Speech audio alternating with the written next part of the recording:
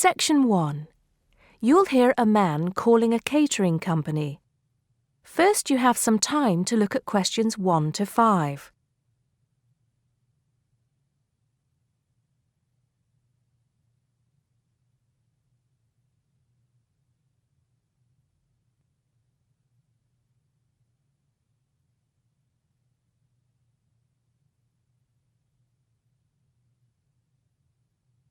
You'll see that there is an example which has been done for you. On this occasion only, the conversation relating to this will be played first.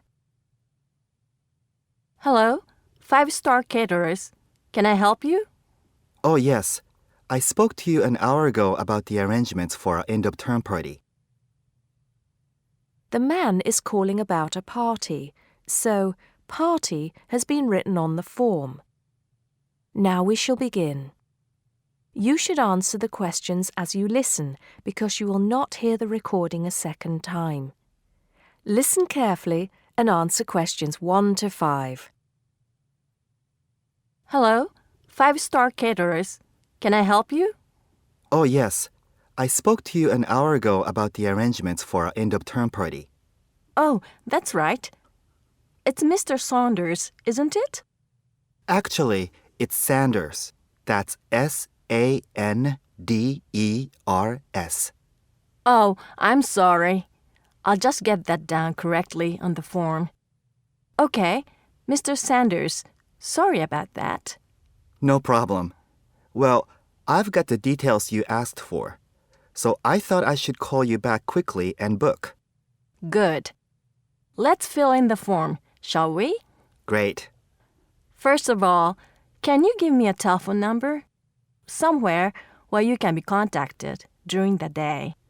Yes, it's 445-6786. 445-6786. Okay. And do you have a number where you can be contacted outside of office hours? Well, I'm at work till late in the evening, so use the same number, and if I'm not there, you can leave a message. Thanks. I'll make a note of that.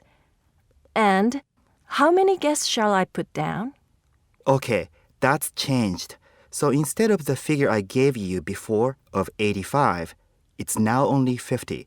It's much lower, I'm afraid, because a lot of people can't make that date. That's not a problem. Can you remind me of the date we'd set?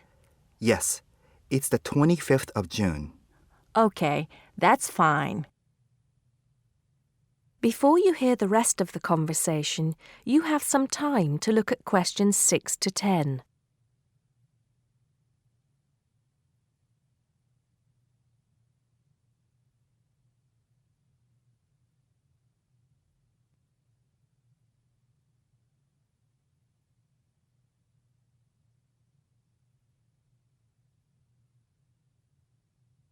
Now listen and answer questions 6 to 10.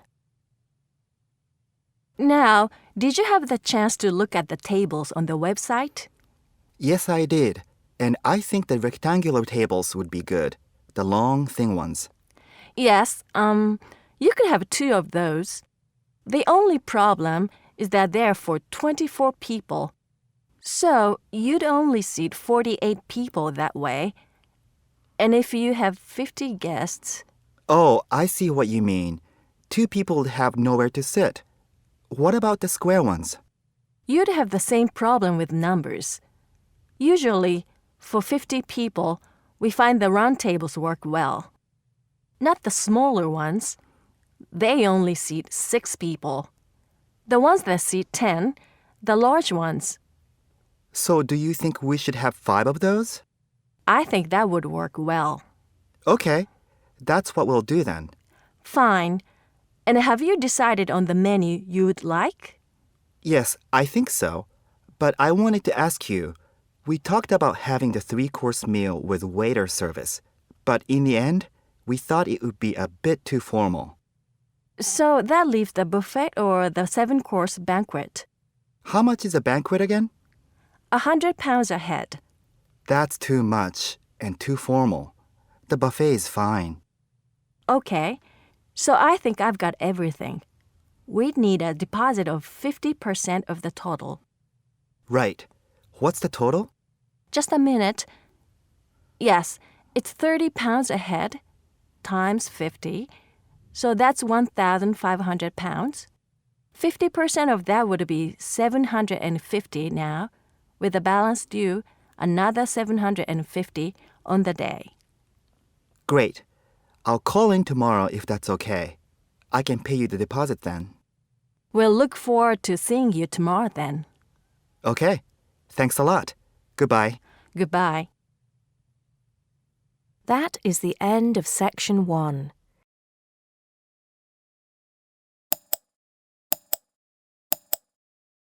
Now turn to section 2. Section 2.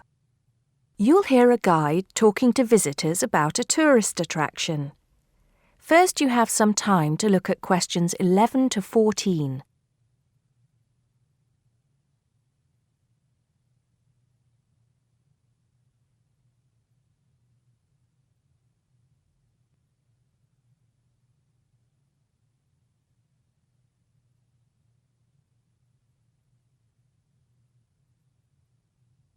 Now listen carefully and answer questions 11 to 14.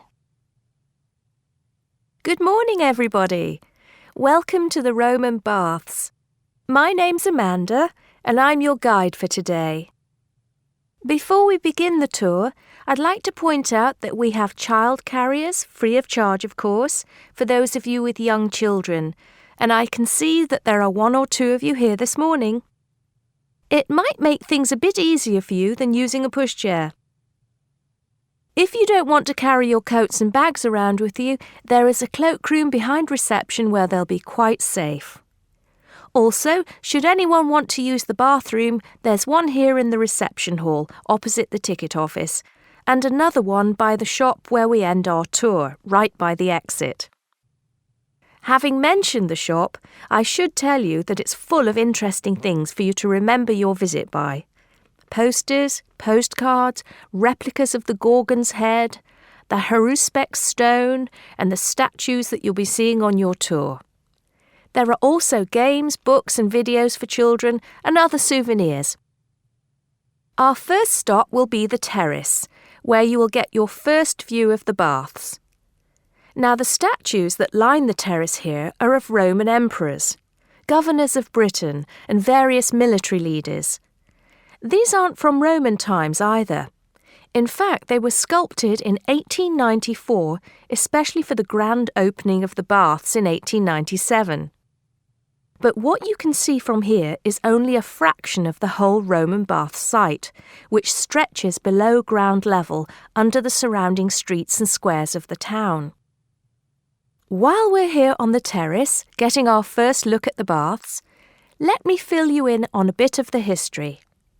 This site, with its hot springs, has long been seen as a sacred place, and the first people to build here were the Celts, and the shrine they built was dedicated to the goddess Sulis. Of course, back in those days, they had no way of explaining how hot water came to be bubbling out of the ground, so they believed it to be the work of the gods. When the Romans came, they too built a temple here and dedicated it to their goddess, Minerva. Before you hear the rest of the talk, you have some time to look at questions 15 to 20.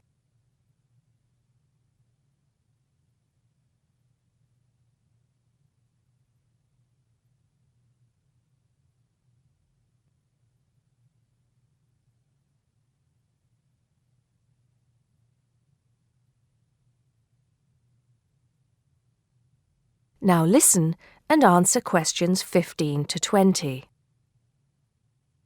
The bath you can see from here is called the Great Bath. Not very imaginative, I know, but it is the biggest. Impressive, isn't it? At one time it was housed in a huge vaulted hall 40 metres high, which for many people of the period must have been the largest building they'd ever seen in their lives. The bath itself is 1.6 metres deep, ideal for bathing, and has steps leading down to the water on all sides. The niches or alcoves you can see all around the bath would have had benches and possibly small tables for drinks and snacks. Not a bad way to spend your free time, relax, and tell yourself it's all good for your health. Let's move on to our next stop, the sacred spring. This is the heart of the site, where the hot water bubbles up from the ground at a temperature of 46 degrees centigrade. The water comes up from a depth of between roughly 2,500 and 4,500 metres, where geothermal energy raises the water temperature to between 64 degrees and 96 degrees. Over 1 million litres of this hot water rise up here every day, and as well as being hot, the water is rich in minerals, and it was thought it would cure various ailments and illnesses. In fact, people came here from all over the Roman Empire to try out its healing powers. Before we take a look at the changing rooms and saunas, which are known as the East Baths, and the plunge pools and heated rooms of the west part of the bathhouse, we'll pass through the site of the temple and the temple courtyard. Here we are. This temple is one of only 2 known classical Roman temples in Britain. The other is the Temple of Claudius at Colchester. This temple is said to date from the late 1st century AD, being built between 60 and 70 AD. But the original temple has been knocked about and added to over the centuries, and what you can see here are just bits of the original temple. Okay, shall we move on? That is the end of section 2.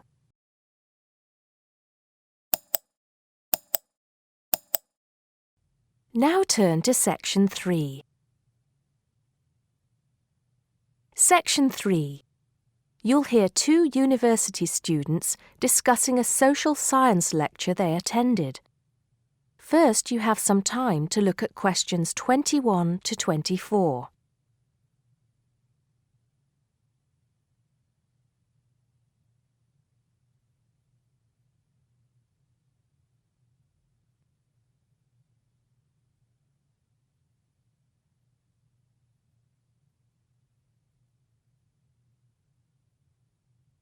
Now listen carefully and answer questions 21 to 24.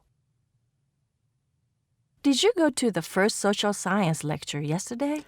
Yeah. Didn't you see me there? No. I was trying so hard to understand the lecturer. What didn't you understand? A lot of it, really. For example, he said we needed to study history as part of the course, but I didn't get why. You probably missed it. He said early on that we need to learn from our past mistakes. Right. But he also said we need to put ourselves in the place of our ancestors. Why is that? I think the point is that it's not enough to know how they lived and what they did. We need to know what they thought. I see. And I've written transferable skills in my notes next, but I have no idea what that means. If you study social science, you learn skills that you can use in a job. Oh, right. Is that all? Okay, but why is that? The point he made was that in studying social science, you use a flexible and adaptable approach to learning. Before you hear the rest of the conversation, you have some time to look at questions 25 to 30.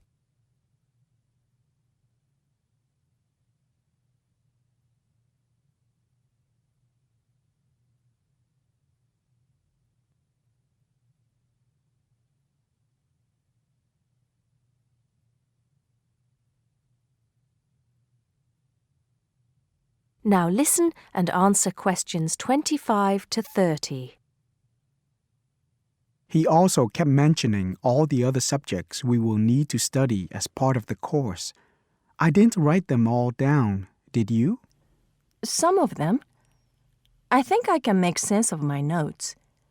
The first one was anthropology, which he said would cover prehistory and archaeology as well. Okay.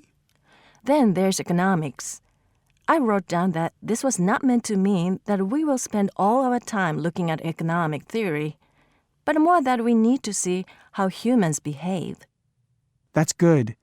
I don't think I could handle economic theory. He said something about education too, didn't he? Yeah. He said we'll be looking at how cultural information is handed down from one generation to the next through teaching children. He said we'd be focusing on geography too, but I can't really remember which aspects. Can you? I noted it down, I think.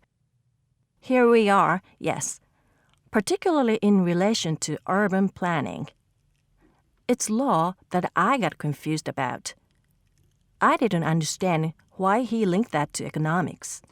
I think he meant that laws affect the way wealth is distributed. That makes sense. Now, what are the science wars? Okay, I did get that. The science wars are about how social science collects information. In sociology and social work, and in social science generally, they can only study patterns of behavior and observe. If you compare that to the way scientists work in physics or chemistry, it's very different because they use specific experiments that can be tested and which give concrete answers.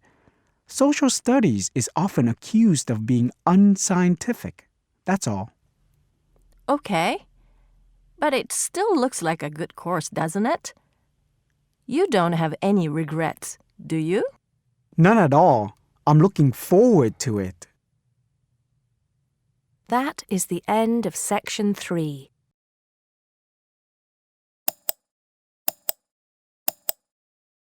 Now turn to Section 4.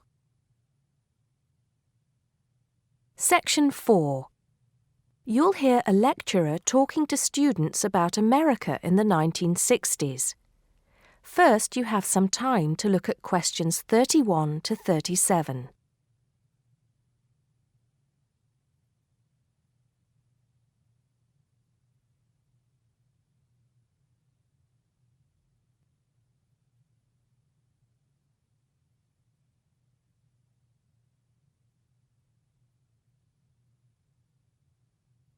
Now listen carefully and answer questions 31 to 37. We begin our examination of America in the 1960s with the usual caution. There is no sense in trying to understand any decade without looking at what came before. Those of you who still have outstanding coursework on the 1950s would do well to complete it now, if for no other reason than it will help make sense of the next series of lectures. But we must press on, and I'd like to begin my talk about the 60s with a reference to one of those things that came before, the post-war baby boom. With the end of the Second World War in 1945, there began in the USA an era of perceived prosperity and security. In short, people started to feel that the world was a much better and safer place to bring up children. So, at the start of the 60s, all those children born in the baby boom, 70 million in the US alone, were teenagers. As the 60s progressed, and as this large number of people approached adulthood, there was a noticeable shift in the balance of power, and young people began to have a voice in ways that were not considered possible in the more conservative atmosphere of the preceding decade. Things were moving forward at a rapid pace. The literature of the time brought out all the taboos. Everything was covered, such as race in, for example, the book To Kill a Mockingbird.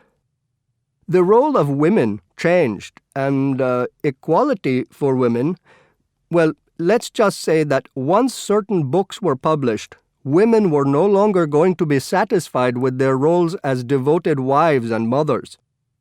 Through literature alone, the whole fabric of society was challenged, and by the end of the 60s, things would never again be as they had pretty much been for the preceding 40 years. It was a decade of protest, civil rights protests, feminism, the rights of minorities, the Vietnam War. All these causes led to peaceful and not so peaceful protests on college campuses and elsewhere. People had been given freedom of speech and they were going to use it. The crime rate rose to 9 times what it was in the 50s, as respect for the old order faded away. But it was also a time of great development. In medicine, the 60s saw the first heart transplant. In technology and the space race, where we saw the first American in orbit and lasers being invented at the start of the decade, and the first man on the moon, and the first primitive internet at the end. Before you hear the rest of the talk, you have some time to look at questions 38 to 40.